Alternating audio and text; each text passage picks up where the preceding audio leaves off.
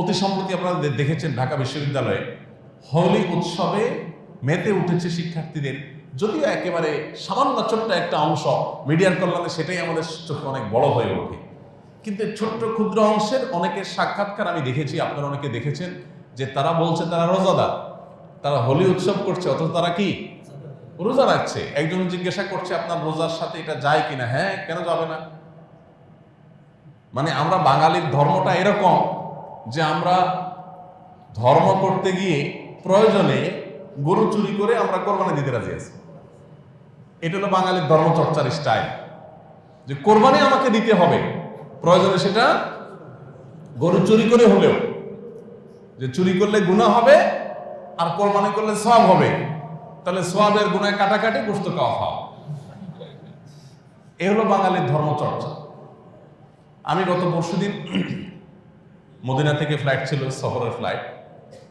তো প্রতিবারের মতো আমি খুব লক্ষ্য করলাম যে ম্যাক্সিমাম যাত্রী উমরার যাত্রী, সব চুল চাষা, মাথায় টুপি দেওয়া, পাঞ্জাবি পরা, বোঝা যাচ্ছে উমরার যাত্রী। কিন্তু ফজর নামাজের সময় সাহারিটা সবাই খুব গুরুত্বের সাথে খাইছে, মাশাআল্লাহ দেখলাম একেবারে খুব ভালো করে গুরুত্বের সাথে খাইলো। এবং পাইলট ঘোষণা দিলেন যে আর 5 মিনিটের মধ্যে সাহারির টাইম শেষ হবে। উনি এয়ার কন্ট্রোলের সাথে যোগাযোগ করে নিচের ল্যান্ডের টাইমিং অনুযায়ী উনি আমাদেরকে জানাই দিলেন। সবাই খুব গুরুত্বের সাথে সারি খেলেন মাশাআল্লাহ, এবং টাইমলি সারি খাওয়া বন্ধ করে দিয়েছে মাশাআল্লাহ, কত সিরিয়াস ধার্মিক। কিন্তু মজার বিষয় হলো ফজর নামাজের সময় আমার মনে হলো যে 4 থেকে 450 যাত্রীর মধ্যে 20 জন ফজর নামাজ পড়ছে কিনা সন্দেহ। আমার ক্যাবিনে তো ধরেন পুরো ক্যাবিনে যদি 50-60 জন বা 80 জন মানুষ থাকে, তো ক্যাবিনে আমার মনে আমরা 4 জন বা 5 জন মানুষ নামাজ পড়ছি, আর একটা মানুষ নামাজ পড়লো না। দিব্যি ফজর নামাজ চলে গেল। এখন আপনি হয়তো বলবেন ফজর কেমনে পড়বো? তো এই 10,000 ফিট উপরে সেখানে আপনি কেমনে সাহারি খাবেন? তাও আর বাংলা ভাত। যাওয়ার সময় দেখলাম যে একদম সোলা দিছে, মানে এই আকাশের উপরে 10,000 ফিট উপরে যায় সোলা খাওয়া, এটা তো একটা মানে ব্যাপার স্যাপার। তো সেইটা যদি আপনি জোগাড় করতে পারেন, শুধু নামাজের বেলা বলতেছেন কেমনে নামাজ পড়বো? তো এই হলো আমাদের ধর্মচর্চা। যারা হোলি উৎসবে মেতে উঠছেন তারা জানেন না এটা হিন্দুদের একটা ধর্মীয় উৎসব, একটা বিশ্বাস থেকে এই কাজটা তারা করে। উইকিপিডিয়াতে আপনি একটু শ্বাস দিলেই এটা দেখবেন যে এটা কিভাবে দোল পূজা থেকে, দোল উৎসব থেকে হোলি উৎসব কিভাবে আসছে, তাদের আপনার উপাস্যরা, তাদের দেবতারা, তাদের এই রং মাখামাখি এটা কোত্থেকে এসছে সেই ইতিহাস জানা যায় নাই। আমাদের বাঙালি হলাম উৎসব প্রবণ জাতি। আমাদেরকে যদি বলা হয় নতুন একটা কালচার আমদানি হয়েছে, সেটা হলো তোমার বাপ মারা গেছে, তোমার মা মারা গেছে, এই উপলক্ষে তুমি নেচে গেয়ে ফুর্তি ফাট্টা করে খাওয়া দাওয়া করবা, আমার মনে হয় বাঙালি সেটাই গিলে নিবে। আফ্রিকার কোথায় যেন এরকম কালচার আছে যে মারা গেলে সেটার জন্য তারা উৎসব, আনন্দ ফুর্তি, হাসি তামাশা করে তারা এইভাবে বিদায় জানায়। তো আমার তো মনে হয় কি, ইতিমধ্যে তো আপনারা দেখেছেন কোনো ওই যে মাজার পূজারীরা তাদের কারোর কবর দেওয়ার সময় ঢোল তবলা বাজাতে বাজাতে যাচ্ছে। আবার গানও আছে, মরণকালে ঢোলবাসী বাজাইও তরিকার ভাই, কালিমা কালামও দরকার নাই। হ্যাঁ, তো এই যে অলরেডি এটা শুরু হয়ে গেছে। আপনারা দেখেছেন সোশ্যাল মিডিয়াতে যে অনেক পোলাপান দাদা নানার মৃত্যুর পর লাশের সাথে সেলফি তুলছে দাঁত বের করে।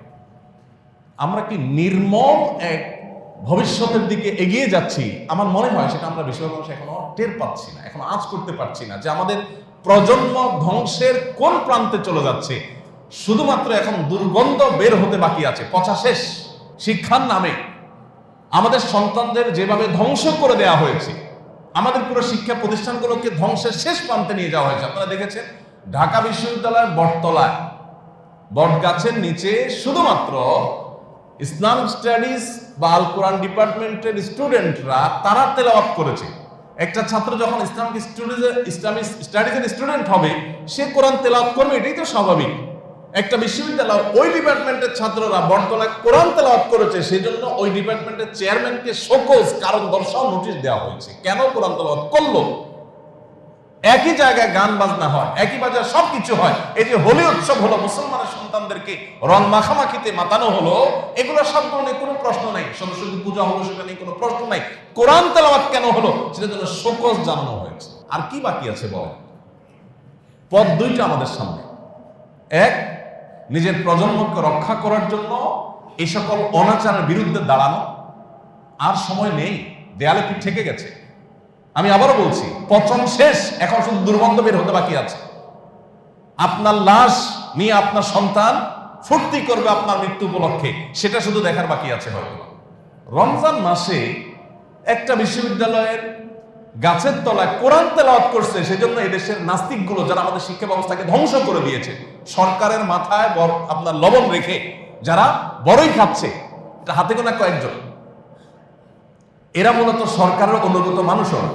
এরা সরকারকে ভাঙায়া ভাঙায়া আমাদের শিক্ষা ব্যবস্থাকে তলে তলে শেষ করে দিয়েছে। এটা বোঝার মতো সে মানুষও হয়তো নাই। মনে রাখবেন, সাফার করতে হবে আপনারা মানুষদেরকে, সমাজের যাদেরকে এলিট মনে করেন, যারা আমাদের নেতা, তাদের ছেলে মেয়ে দেশে থাকবেও না, পড়বেও না, তারা তো রাখবেও না, সন্তান ধ্বংস হবে আমাদের।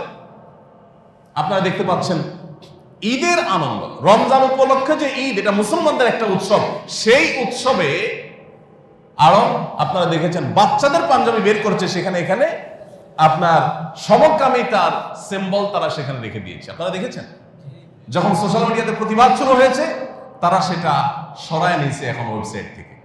এই প্রতিষ্ঠানগুলো আপনারা যাচ্ছেন আড়ঙে কেনাকাটা করতে, আপনারা আড়ঙের জিনিসপত্র কিনছেন, খাচ্ছেন, একটু একটা বারের জন্য আপনার বিবেকটা জাগ্রত হচ্ছে না যে আমি টাকা দিয়ে সমকামিতাকে প্রতিষ্ঠা করার জন্য আমি এখানে সাহায্য করছি। একসময় এরা আমেরিকার মতো জায়গায় পুলিশের সাথে দাঙ্গা হয়েছে, আজকে তারা এত অ্যাগ্রেসিভলি আগাচ্ছে যে আপনাকে বাধ্য করছে যে আপনার ছেলে মেয়ে যেন গে হয়, যেন সমকামী হয়, সেরকম পরিস্থিতি তারা করতেছে। রমজান মাসের মতো জায়গা, মুসলমানদের ইবাদত, এই ঈদ উল ফিতর তো মুসলমানদের একটা ইসলামিক একটা জিনিস, সেখানে মার্কেটিং এ তারা এই জিনিসটাকে প্রমোট করতেছে, কিন্তু আপনি লোভ সামলাতে পারছেন না তাদের দোকানে যাওয়া ছাড়া। আমি গত 2-3 দিনের মধ্যে দেখলাম যে সৌদিতে, আরো কয়েকটা জায়গায় দেখলাম যে বিভিন্ন সিটিতে আসার পথে ট্রানজিটে বিভিন্ন জায়গায় অনেকে খেয়াল করেছেন যে স্টারবাকসের মতো প্রতিষ্ঠান, ম্যাকডোনাল্ডসের মতো প্রতিষ্ঠান, আমি এয়ারপোর্টে, আবহা শহরে এয়ারপোর্টে সাহারির সময় নেমেছিলাম, আমি দেখেছি যে আশেপাশে অন্যান্য প্রতিষ্ঠানে, অন্যান্য রেস্টুরেন্টগুলোতে সিরিয়াল পড়ে আছে, আর এই প্রতিষ্ঠানগুলো যখন আগে বহু লম্বা লাইন ছিল, এখন সেখানে মাঝি মারছে, কেউ দাঁড়াচ্ছে না সেখানে। কিন্তু আমাদের দেশে আপনি দেখেন এদের স্পর্ধা কোথায়, যে রমজান মাসে ঈদ উল ফিতরের মার্কেটিং, ওরা টাকা কামাই করতেছে আমাদের কাছ থেকে, আমাদের ঈদ উৎসব থেকে, কিন্তু সেখানে আমাদের টাকা নিয়ে আমাদের বাচ্চাদেরকে সমকামী হওয়ার শিক্ষা দিচ্ছে। তীব্র প্রতিবাদ যখন শুরু হয়ে গেল, মিডিয়াগুলো একেবারে চুপচাপ, কোনো মিডিয়াতে কোনো নিউজ নাই, খেয়াল করবেন, কোন টেলিভিশনে কোনো নিউজ নাই, সবগুলোকে টাকা দিয়ে কিনা শেষ তাদের। এই দেশে গোটা রাষ্ট্রযন্ত্রের প্রতিটা জিনিস যেন আমাদের সাথে বিরোধিতা করছে, এমন একটা অবস্থা। ভয়ঙ্কর এক ভবিষ্যৎ আমাদের সামনে অপেক্ষা করছে। আমার তো মনে হচ্ছে কঠিন এক সংঘাতের দিকে নিয়ে যাওয়া হচ্ছে জাতিকে। কেউ যেন দেখার নেই। বটতলা কোরআন তেলাওয়াত হয়েছে, সেটার জন্য সহজ দেওয়া হয়েছে আপনার বিভাগীয় প্রধানকে। চিন্তা করা যায় কেন কোরআন তেলাওয়াত করা হোক, গান হতে পারবে, তার জন্য কোনো অসুবিধা নেই, নাচ হতে পারে, কোনো অসুবিধা নেই, সরস্বতী পূজা হয়েছে, তাতেও কোনো সমস্যা হয় নাই, হোলি উৎসব হচ্ছে, তাতেও সমস্যা নেই। সমস্যা হলো কোরআন তেলাওয়াতে। কোরআন তেলাওয়াতের মধ্যে কি সমস্যা থাকতে পারে আমাকে বলেন? কোন ইসলামের নামে বক্তব্য দিতে গিয়ে আপনি এমন কিছু বললেন যেটা নিয়ে আপত্তি তোলা যায়, কিন্তু কোরআন তেলাওয়াতের মতো একটা নিরীহ ইবাদত, এখানে পর্যন্ত আপত্তি। কার জায়গায় বসে? যে ঢাকা বিশ্ববিদ্যালয়ের জায়গা দিয়েছেন কে? ছবি দেখেন গুগলে গিয়ে, এই লম্বা দাঁড়িয়ালা মানুষ, এই জুব্বাওয়ালা মানুষ, এই ধার্মিক মানুষেরা, মুসলমান ধার্মিক মানুষরা ঢাকা ইউনিভার্সিটির জায়গা দিয়েছেন, তাদের জায়গার উপর ঢাকা ইউনিভার্সিটি হয়েছে। আজকে তাদের জায়গায় কোরআন তেলাওয়াত করতে নিষেধ করা হচ্ছে মুসলমানদের সন্তানদেরকে। কোথায় চলে যাচ্ছি আমরা? আমি সেজন্য বলছি যে ঈদের কেনাকাটার নামে আপনি আপনার সন্তান দিয়ে, আপনি আপনার টাকা দিয়ে এই সমস্ত অমানুষদের, আমি আবার বলছি, আমাদের প্রচলিত আইন, এমনকি এই দেশের সকল ধর্মের ধর্মীয় মানুষের ধর্মীয় দৃষ্টিভঙ্গি, সেটা মুসলমান হোক, হিন্দু হোক, খ্রিস্টান হোক, বৌদ্ধ হোক, আমাদের দেশের সকল ধর্মের ধর্মীয় দৃষ্টিভঙ্গিতে সমকামিতা মহা অপরাধ। আমাদের রাষ্ট্রে প্রচলিত আইনে সেটা অপরাধ। এত কিছুকে বৃদ্ধাঙ্গুলি দিয়ে এই ব্রাক, এই আড়ং, তারা একের পর এক সেগুলো আমাদের দেশে পুশ করছে। এখন আর ওই আপনার রাগঢাক করে না, এখন রাগঢাক করা ছাড়া খুল্লম খোলা তারা প্রচারণা নেমেছে। কত বড় সাহস হলে রমজানের মার্কেটিং এ তারা সমকামিতা গিলাচ্ছে আমাদের। এবং তাদের একজন শিক্ষকের লেখায় আসার সময় পড়লাম, রীতিমতো চোখ কপাল উঠার মতো, আমরা কোথায় বসবাস করছি? এটি কি আমাদের প্রিয় স্বদেশ? আমার তো কষ্ট হচ্ছে বিশ্বাস করতে। তারা রীতিমতো এখন সমকামিতা প্রতিষ্ঠা করার জন্য জেহাদের ঘোষণা দিয়েছে, এমন একটা অবস্থা। তো এরকম পরিস্থিতিতে আমাদের ঈদের কেনাকাটার আগে 10 বার ভাবা উচিত যে কতগুলো জিনিস। একে তো আমার রমজানের শেষ দশকের ইবাদত নষ্ট হচ্ছে, আবার একই সাথে আমার দেখা যাচ্ছে যে ঈদের কেনাকাটার নাম দিয়ে আমি চাঁদা দিচ্ছি ওদেরকে, আবার ঈদের কেনাকাটার নামে আমি আমার রমজানে যেটুকু ইবাদতবন্দি করেছি সেটুকু নষ্ট করে আমি শপিং মলে রেখে আসছি। আমি আবারও বলছি, ঈদের আনন্দটা হলো রমজান মাস জুড়ে যে ইবাদত করেছে তার জন্য। আর আপনি আনন্দ করতে গিয়ে, প্রস্তুতি করতে গিয়ে ইবাদতবন্দি শেষ করে ফেলেছেন, এটাতে কোনোভাবে গ্রহণযোগ্য হতে পারে না। আসুন এই জন্য আমাদের বিবেকগুলোকে আমরা একটু জাগ্রত করি, আমরা একটু নড়ে চড়ে বসি এবং নিজেদের দায়িত্বশীলতার পরিচয় দিই। আমি আবারও বলছি, পরিবারের সদস্যদেরকে নিয়ে বসেন, তাদেরকে নিয়ে ঈদের প্ল্যান ঠিক করেন। ঈদ উপলক্ষে আমাদের সামনে দুটো অপশন। একটা হলো আমাদের প্রত্যেকের গায়ে কড়কড়া নতুন জামা থাকবে, আমরা অনেকগুলো জামা কাপড় কেনার জন্য পাগল করা হয়ে যাব এবং ঈদের কেনাকাটা করতে গিয়ে আড়ম্বরে টাকা দিব, তারা যাতে সমকামিতা প্রমোট করতে পারে, তারা যাতে ধর্ম বিদ্বেষ দেশে চর্চা করতে পারে, ইসলামের বিরুদ্ধে শত্রুতা করতে পারে, তাদেরকে আমরা ফান্ড দিয়ে আসবো, আমরা চাঁদা দিয়ে আসবো। এটা একটা অপশন হতে পারে। আর একটা অপশন হতে পারে যে আমাদের ঈদ উপলক্ষে কেনাকাটা আমরা সংক্ষেপ করব, অথবা ঈদের জন্য আলাদা কেনাকাটা না করে যে পোশাকগুলো আছে সেগুলোর মধ্যে উত্তম পোশাকটা পরবো। একটা জাল হাদিস বানাই নিছি আমরা ঈদের উপভোগ করার জন্য। সেটা কি? সেটা হলো ঈদের সময় নতুন জামা পরা সুন্নাত। এটা একটা ভুয়া হাদিস, কোনো কোরআন হাদিসে কোথাও এটা বলা হয় না ঈদের সময় নতুন জামা পরতে হবে।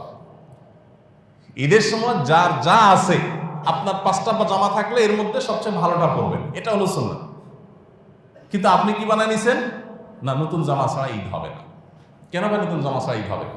বাচ্চাদেরকে আপনি যদি মানসিকভাবে প্রস্তুত করেন যে হ্যাঁ শোনো বাবা, ভোগ নয়, ত্যাগ করতে হবে, তাহলে আজকে এই যে হোলি উৎসবে আমাদের ছেলেপেলেরা মেতে উঠেছে, এটা দেখতে হবে না আমাদের। ওই নানান লাশের সাথে সেলফি দেখার মতো নির্মমতা আমাদেরকে দেখতে হবে না। যদি বাচ্চাদেরকে আপনি ত্যাগ শিখান, আমি সবসময় এই কথাটা বলি, প্লিজ বাচ্চাদেরকে ভোগ শিখাবেন না, ত্যাগ শিখান। ভোগ করতে যোগ্যতা লাগে না, ত্যাগ করতে যোগ্যতা লাগে। ভোগ পশু পাখি, কুকুর শুকর তারাও পারে, ত্যাগটা শুধু মানুষে পারে, ত্যাগ সবার দ্বারা হয় না। এই জন্য বাচ্চাদেরকে ত্যাগই বানান। যে তোমার বাজেটটা দিয়ে তোমার এক বন্ধুকে জামা কিনে দাও, তোমার একটা বন্ধু তার বাবা নাই, আসো তোমার বাজেট থেকে অর্ধেক টাকা দিয়ে তার জন্য একটা জামা কিনে তোমার নিজের হাতে তার বাসায় গিয়ে দিয়ে আসো ঈদ উপলক্ষে। আসো তাদের বাসায় যেন ঈদের দিন ভালো রান্না বাড়া হয়, সেজন্য একটু বাজার সদাই করে আসো, তোমার সাথে গিয়ে তোমার বন্ধুর বাসায় দিয়ে আসে। আপনার বাচ্চাকে সেটা শেখান।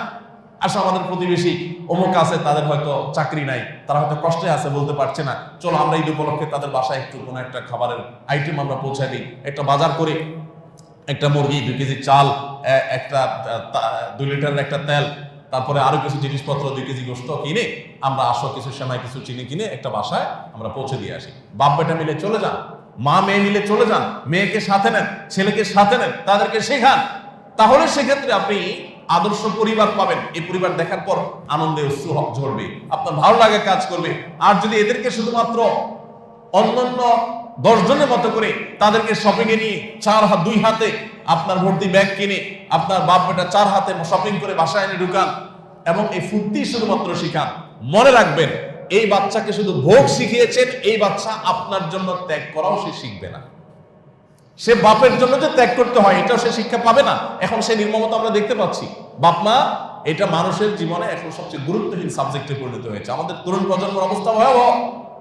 এই ভয়াবহতা একদিনে হয় নাই। এই কালচারাল পরিবর্তনটা আমাদের দেশে করানো হয়েছে পরিকল্পিতভাবে। এই জন্য আল্লাহর হস্তে রমজান মাসের যে আহ্বান, রমজানের যে ডাক, রমজানের যে আবেদন, সেটাকে আমরা গ্রহণ করার চেষ্টা করি এবং সেটাকে রমজানের শেষের দিনগুলোতে আমরা ইমপ্লিমেন্ট করি। আসলে সেটাকে আমরা প্রয়োগ করি এবং পরিবারের সদস্যদেরকে নিয়ে বসে আমরা ব্যয় সংকোচনের সিদ্ধান্ত নেই এবং তাদেরকে বলি আমাদের 10,000 টাকার ঈদের বাজেট 10,000 টাকায় খরচ হবে, কিন্তু 10,000 শুধু নিজের জন্য হবে না। আমরা যদি গরিব দুঃখীর জন্য আলাদা 5,000 থাকে, আমাদের বাজেটের 10 থেকে আরো 5 আমরা সেখানে প্লাস করব আর নিজেদেরটাকে আমরা কমাবো। এবং বাচ্চাকে শিখান যে তোমার বন্ধুর গায়ে তোমার মতো একটা জামা পরা থাকুক, সে গরিবের ছেলে, তাহলে তোমার কাছে কি ভালো লাগবে না? চলো সেই কাজটা করি। বাচ্চাদেরকে শিখান, বাচ্চারা কিন্তু এগুলো পছন্দ করে, বাচ্চাদের কোনো দোষ নাই, ওরা চায় ভালো কিছু করতে, কিন্তু আমরা তাদেরকে ভালো কিছু করতে শেখাই না। আমরা শুধুমাত্র আব্বু তোমার কি লাগবে, যা চাচ্ছে তার চাইতে 3 গুণ তাকে কিনে দিচ্ছি। কেন? তার জীবনে, আমি সবসময় বলি আপনার এই ছেলের জীবনে যখন বড় হবে সে ইনশাআল্লাহ এক সময়, তখন সে জীবনে যা চাইবে সবকিছুই কি বেটে বলে হবে? অনেক কিছুই কিন্তু হবে না। পরীক্ষার রেজাল্ট কাঙ্ক্ষিত হবে না, চাকরি চাইবে, চাকরিটা হবে না, অনেক কিছু চাইবে, হবে না, তখন সে কি করবে? এই বাচ্চাকে যদি আপনি আগে থেকে ছাড় দেওয়া না শিখান, স্যাক্রিফাইস না শিখান, ত্যাগ না শিখান, ভোগ যেন না করে সেটা না শিখান, তাহলে এই বাচ্চা বড় হওয়ার পর যখন এরকম পরিস্থিতি আসবে, ডিপ্রেসড হবে, সে আত্মহত্যার দিকে চলে যাবে, সে নিজেকে ধরে রাখতে পারবে না। আপনি তাকে এখন শিখান যে বাবা যা চাই তা পাইতে হয় না, তুমি জিনিসটা চাইছো তাই তোমাকে পাইতেই হবে, নট নেসেসারি। জীবনে বহুত কিছু চাওয়ার সাথে পাওয়ার মিল থাকবে না, সো এখন থেকে তোমার সেই প্র্যাকটিসটা করতে হবে। আল্লাহ আমাদেরকে সেই তৌফিক দান।